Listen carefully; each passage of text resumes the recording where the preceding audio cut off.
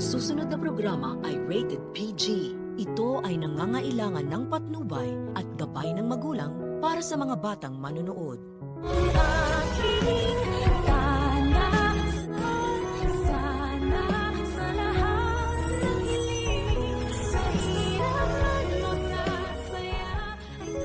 Ang sakaingotan naman talaga nitong si RJ, pagkat hindi na siya natuto sa maraming beses na panloloko at pagpapahiya sa kanila ni Moira. At sa kabila nga ng lahat ng mga yon ay nadadala pa rin siya ng mga pagdadrama ng mag-inang luka-luka. Lalo na ngayon na nagpaluwal si Moira ng 10 million pesos para sa ransom money ay parang ang lagay sila pa ang may utang na loob sa bruha. Samantalang kay Moira din naman mapupunta ang 30% ng ransom money na ibabayad nila. Kaya naman ang pumunta na nga si RJ sa transaction place nila ay pinaglaruan lang siya ng luka-luka.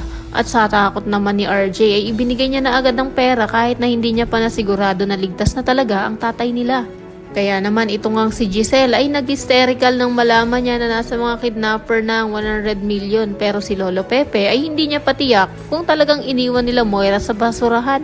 Grabe na talaga itong si Derek. Enjoy na enjoy pang pagmukaing mga engot ang mga bida samantalang mga genius doctor pakuno ang mga ito.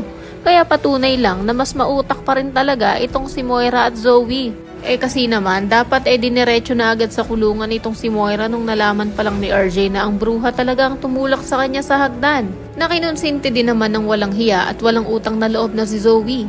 Pero kung inaakala naman ni Moira na basta-basta na lang silang makakasibat ng walang sabit ay nagkakamali sila.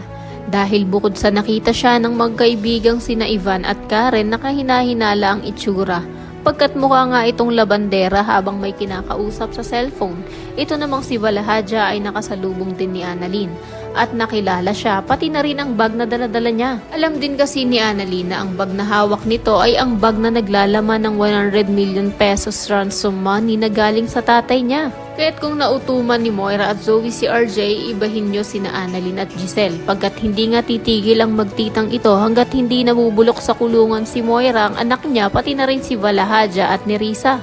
Kaya naman kung isa ka rin sa mga nagnanais na malaman na ni Giselle ang mga kabulastugan ni Moira upang mabulok na ito sa kulungan, pati na rin ang tatlo niyang kasabwat, ay pakiclick naman ang like at subscribe button. Maaari ka rin mag-iwan ng komento sa ibaba para sa iyong mga saloobin at suwestyon. Maraming salamat sa iyong panonood.